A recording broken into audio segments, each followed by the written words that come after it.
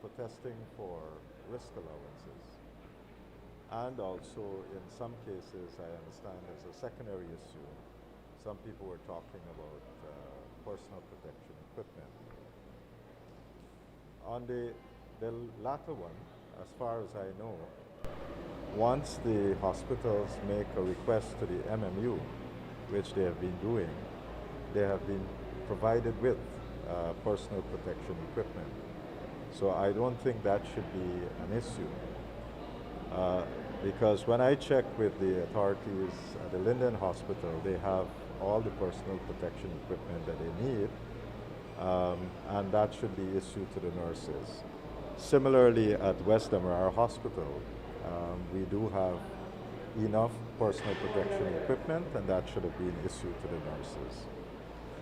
The other question that I've seen on the protest has been one of risk allowance. This government has said that we are going to provide frontline workers with risk allowance.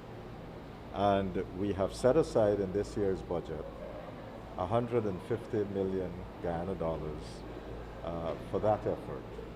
And we have to remember that this is going to be from October to December, and where we would be providing this risk allowance.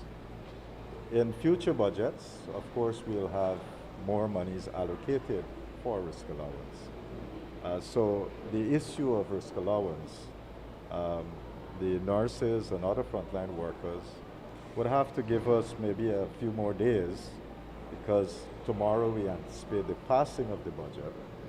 And once the budget is passed, then we will be able to use the monies allocated to provide these risk allowance. So I just want them to bear with us a few more days so that we can get the allocation to be able to provide the risk allowance. I'm not sure if I missed it, but could you say how much exactly is allocated in the budget for this risk allowance? And then if you look at it on an individual level, each frontline worker, what could they expect?